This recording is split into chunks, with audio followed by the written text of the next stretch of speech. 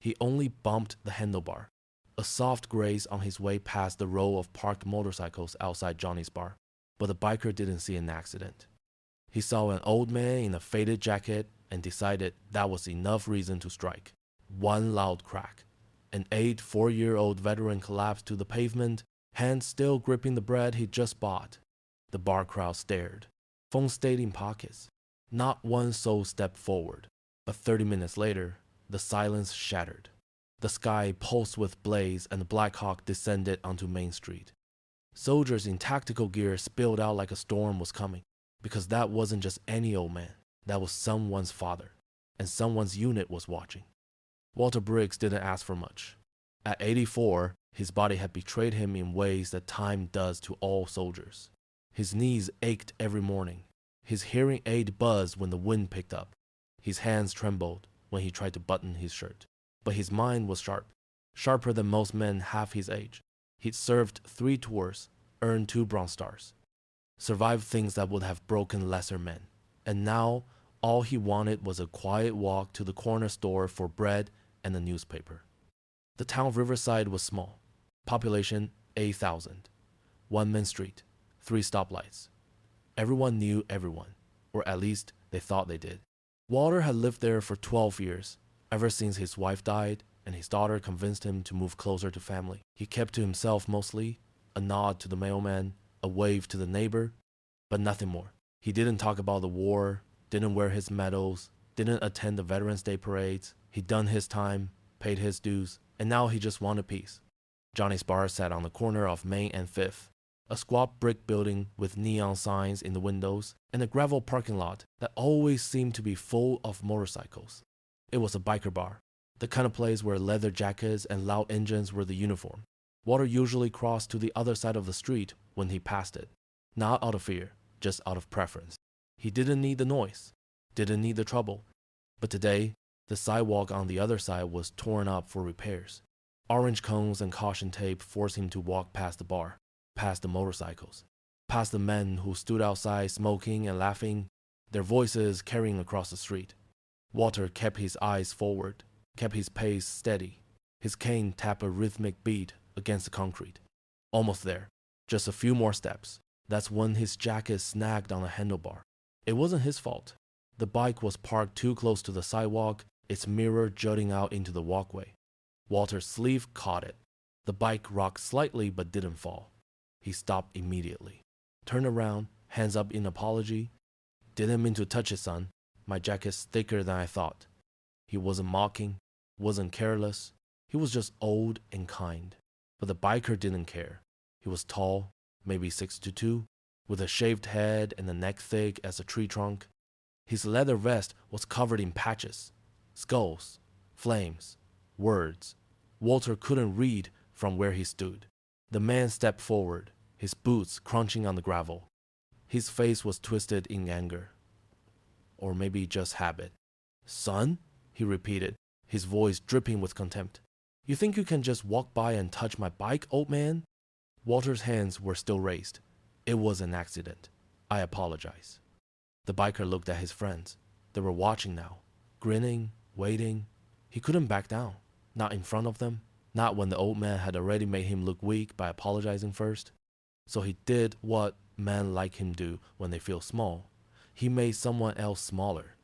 The slap came fast, open palm, hard enough to snap Walter's hat to the side, hard enough to send his thin frame stumbling, hard enough to drop him. Walter hit the pavement with a dull thud. His cane clattered away. The paper bag he'd been holding tore. A loaf of bread rolled into the gutter. For a moment, he just lay there, stunned. His cheek burned. His hips screamed. But worse than the pain was the humiliation. The crowd from the bar had gathered now, 15, maybe 20 people, watching, some with phones out, some with drinks still in hand. Not one of them moved to help. Walter pushed himself up slowly. His hands scraped against the rough concrete. His breath came in short, shallow gasps. He reached for his cane, fingers shaking. The biker was already back with his friends, laughing, high-fiving, telling the story like it was something to be proud of. Walter didn't say anything, didn't look at them. He just gathered his things. The bread was dirty now, covered in oil and grit. He picked it up anyway, placed it back in the torn bag, then he stood, slowly, painfully. A woman in the doorway of the bar called out, "You okay, honey?" But she didn't move, didn't come closer. Just stood there with her arms crossed, pity in her eyes, but nothing in her hands. Walter nodded, didn't trust his voice. He turned and limped away, each step a reminder of what had just happened. Behind him, the laughter continued. He made it to the corner before he stopped, leaned against a lamppost. His chest was tight, his vision blurred, not from tears, from rage, from shame, from the crushing weight of being invisible. He pulled out his phone. The screen was cracked, had been for months, but it still worked. He scrolled through his contacts. There weren't many. His daughter, the doctor, the pharmacy, and one other. A number he hadn't called in years. A number he promised himself he only used in an emergency. He hesitated, thumb hovering over the screen. Was this an emergency? He'd been hit before, survived worse, but something about this felt different. Something about the way those people had watched and done nothing. Something about the way the biker had smiled. Walter pressed the button. The phone rang once, twice. Then a voice answered. Deep, calm, familiar. "Dad?" Walter's voice cracked. "Brian, I need you." There was a pause. Not hesitation, calculation. Brian Briggs had been trained to assess situations in seconds, to prioritize, to act. "Where are you?" "Main Street, outside Johnny's bar." "What happened?" Walter told him. Short sentences, facts, no emotion. But Brian heard it anyway, heard the shake in his father's voice, the exhaustion, the defeat. When Walter finished, there was silence on the other end. Then Brian spoke, and his voice was no longer calm. It was ice. "Stay there, don't move, I'm coming." The call ended. Walter slipped the phone back into his pocket and sat down on the curb. He didn't know what Brian would do, didn't know if he should have called, but it was done now. All he could do was wait. Brian Briggs stood in the command center at Fort Carson, phone still in his hand. Around him, maps glowed on screens. Radios crackled with chatter. His unit was in the middle of a training exercise. 50 soldiers, 3 Blackhawks, live ammunition. But none of that mattered now. He turned to his second in command, Lieutenant Marcus Hayes. "We're moving? Now?" Hayes blinked. "Sir, we're in the middle of—" "I said now, Lieutenant." Brian's voice cut through the room like a blade. Hayes straightened, nodded. Within 2 minutes, orders were given. The training exercise was suspended. The Blackhawks were fueled and ready. 12 soldiers in full tactical gear loaded up. No one asked questions. When Commander Briggs gave an order, you followed it. The flight from Fort Carson to Riverside took 18 minutes. Brian sat in the lead, Blackhawk, helmet on, jaw set. His father's voice echoed in his head. The shake, the pain. Someone had put their hands on his father. Someone had knocked down the man who'd given everything for his country, and they walked away laughing. That was about to change. Back on Main Street, Walter still sat on the curb. A few people had walked by. A couple glanced at him. One woman asked if he needed help. He shook his head. She moved on. The biker and his friends were still outside the bar, still laughing, still drinking. They'd already forgotten about the old man. To them, it was just another story, another punchline. Then they heard it. A low, rhythmic thrum, distant at first, then closer, louder. The kind of sound that makes your chest vibrate. The kind of sound you feel in your bones. People stopped, looked up. The bikers stopped talking. One of them pointed at the sky. 3 black shapes appeared on the horizon, growing larger, growing louder. Blackhawk helicopters, military, flying low, heading straight for Main Street. The lead helicopter descended, rotors kicking up a storm of dust and debris. People scattered. Cars stopped. The helicopter landed in the middle of the street, right in front of Johnny's bar. Before the skids even touched the ground, the doors opened. Soldiers poured out. 12 of them, full combat gear, rifles slung across their chests, faces hard, eyes scanning. They moved with precision, with purpose. A perimeter formed, not aggressive, just absolute. From the lead helicopter, Commander Brian Briggs stepped out. He was 42 years old, 6 feet tall, broad-shouldered. His uniform was immaculate. His expression was carved from stone. He walked directly toward the crowd outside the bar, directly toward the biker who'd struck his father. The man who'd been laughing just moments ago was pale now, silent. His friends had backed away. Suddenly, the leather and the patches didn't mean much. Brian stopped 3 feet from him, didn't shout, didn't need to. "Which one of you touched my father?" No one answered. The biker's mouth opened, closed, opened again. I didn't know." "Didn't know what?" Brian's voice was quiet, deadly. That he was a person? That he deserved respect? Or that he was protected? The biker stammered. "Man, he bumped my bike. You just what?" Brian took a step closer. The soldiers behind him didn't move. Didn't need to. Their presence said everything. "You struck an 84-year-old man, a veteran, a father, and you laughed about it." The crowd was silent now. Phones were out, recording. This would be everywhere by tonight. The biker looked around, desperate for support. Found none. Even his friends had melted into the background. Brian turned to one of his soldiers. "Sergeant Cole, call the local PD. Have them send a unit." "Yes, sir." Within minutes, a police car arrived. 2 officers stepped out, confused and more than a little intimidated by the military presence. Brian explained the situation, showed them the footage someone had already sent him. The officers looked at the biker, looked at Brian, looked at the 12 armed soldiers standing behind him. They made the smart choice. The biker was cuffed, read his rights, loaded into the back of the cruiser without a word of protest. Brian walked over to his father. Walter was still sitting on the curb, watching everything unfold with a mixture of disbelief and quiet pride. Brian knelt down beside him. "You okay, Dad?" Walter nodded. His eyes were wet. "You didn't have to do all this." "Yes, I did." Brian helped him to his feet, gentle but firm. "You're not invisible. Not to me. Not to them." He gestured to the soldiers. "Not to anyone who matters." Walter looked at the crowd, at the people who'd watched him fall and done nothing. Now they were silent, ashamed. Some had tears in their eyes. One man, older, stepped forward, removed his hat. "Sir, I'm sorry. I should have helped." Walter just nodded. No anger, just acknowledgement. Brian guided his father toward the helicopter. "Come on, let's get you home." As they walked away, the town of Riverside stood in stunned silence. The video of the Blackhawk landing, of the soldiers stepping out, of Commander Briggs confronting the biker, went viral within hours. News stations picked it up. Social media exploded. The biker's face was everywhere. His name, his record. He became a symbol, a cautionary tale.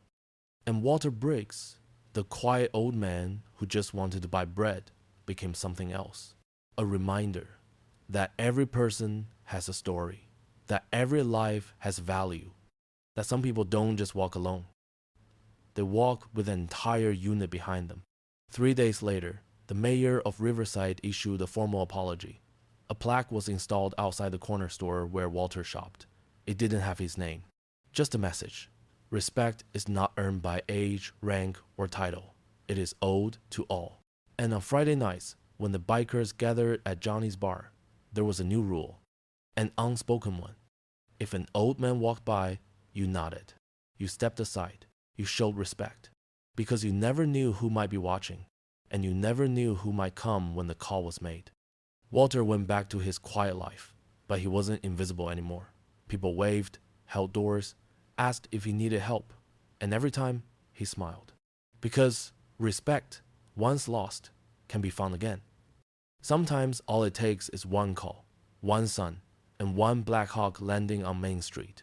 The story didn't end with the Blackhawk. It echoed like ripples in still water, spreading farther than anyone expected. Within 48 hours, Walter's story had been shared over 2 million times.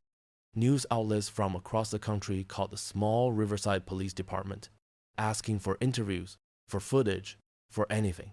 The local chief, a man named Tom Hendricks, who'd been on the force for 20 years, found himself sitting across from national reporters, trying to explain how a simple assault had turned into a military intervention. Commander Briggs acted within his rights as a private citizen responding to a family emergency, Hendricks told them, reading carefully from a prepared statement. The military personnel were off-duty volunteers. No taxpayer funds were used. And the suspect is being charged with assault of a senior citizen, public disturbance, and intimidation. But that wasn't the story people cared about. They cared about the old man who'd been invisible until he wasn't. They cared about the son who'd moved heaven and earth for his father. They cared about the message it sent, that some things still mattered, that some lines, once crossed, had consequences. The biker, whose name was Derek Strand, sat in county lockup waiting for his bail hearing. His lawyer, a public defender named Lisa Ortiz, had tried to spin it, tried to argue self-defense, misunderstanding, heat of the moment, but the video didn't lie. Frame by frame, it showed an old man apologizing and a younger man choosing violence. The judge set bail at $50,000. Derek's motorcycle club pooled their money. He was out in 36 hours. But the damage was done. His face was everywhere. His employer, a construction company, fired him. His ex-wife filed for full custody. And everywhere he went, people recognized him, whispered, pointed. He'd become a villain in a story he didn't even know he was writing. Meanwhile, Walter received letters, hundreds of them, from veterans who'd felt invisible, from children of veterans who wished they'd done more, from strangers who just wanted to say they saw him, that he mattered. Walter sat at his kitchen table one evening, reading them one by one.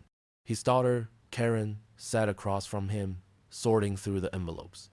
"Dad, there's one here from the governor," she said, holding up an official-looking envelope. Walter waved it away. "Don't need it." "Don't you want to know what it says?" He sighed, set down the letter he'd been reading.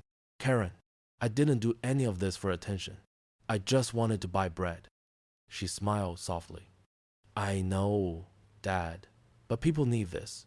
They need to see that standing up for what's right still matters." Walter looked at her, really looked at her.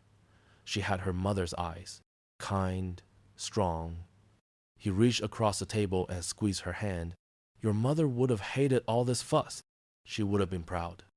At Fort Carson, Brian faced his own reckoning. His commanding officer, Colonel Raymond Shaw, called him into his office the morning after the incident. Shaw was old-school military, 30 years of service, a man who believed in chain of command, protocol, and never, ever using military assets for personal matters. Brian stood at attention in front of Shaw's desk, already knowing what was coming. Shaw leaned back in his chair, fingers steepled. "Explain to me, Commander, how 3 Blackhawks and 12 armed soldiers ended up on Main Street in a civilian town." "Sir, it was a family emergency. All personnel were volunteers. We were already airborne for a training exercise when I received the call. I made a judgment call to divert." "A judgment call?" Shaw's voice was flat. "You diverted military aircraft and armed personnel to intimidate a civilian." "To protect my father, sir." Shaw was silent for a long moment. Then he opened the folder on his desk.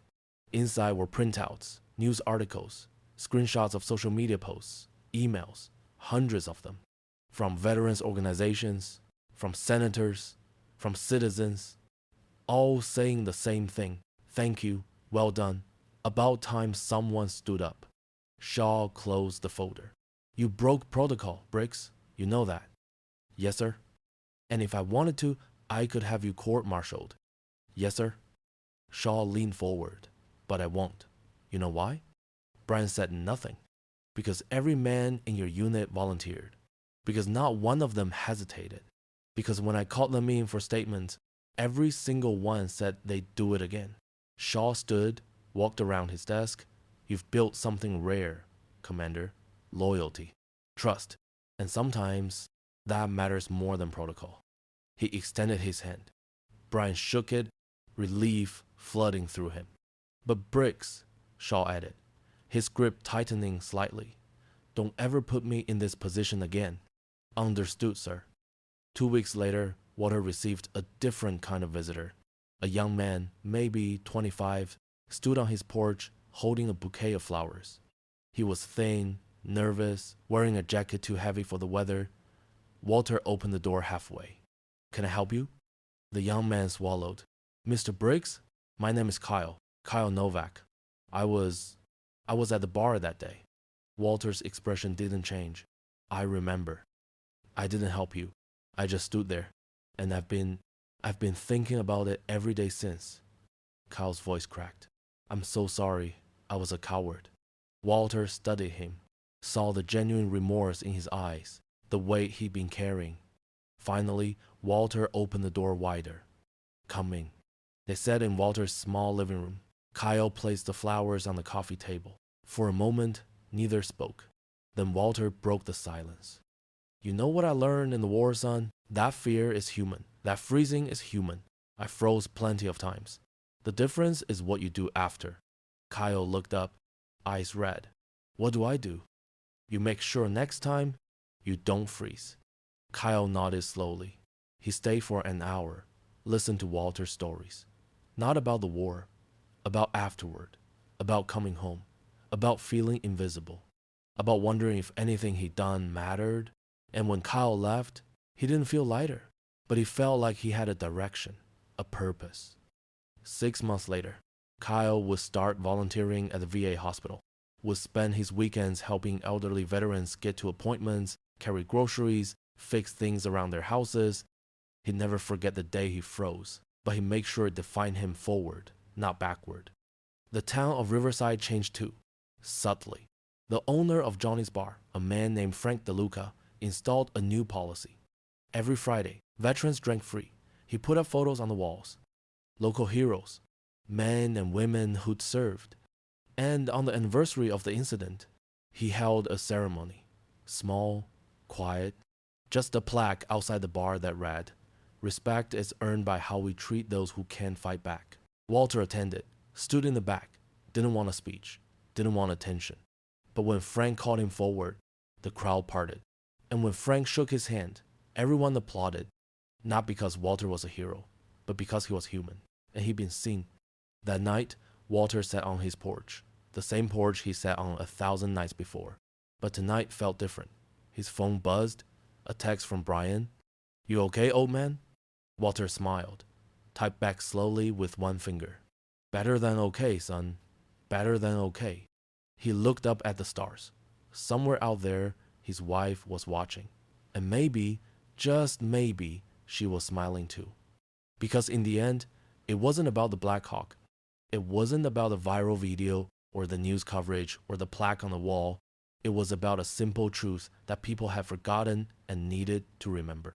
Every person matters. Every life has value.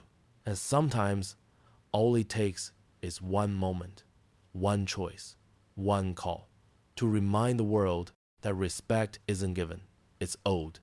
And when it's denied, there are still people who will land the helicopter in the middle of Main Street to make sure it's returned. Walter closed his eyes. The night air was cool.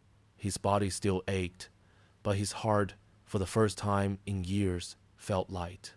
Because he wasn't invisible anymore. He never had been. It had just taken the rest of the world a little while to catch up.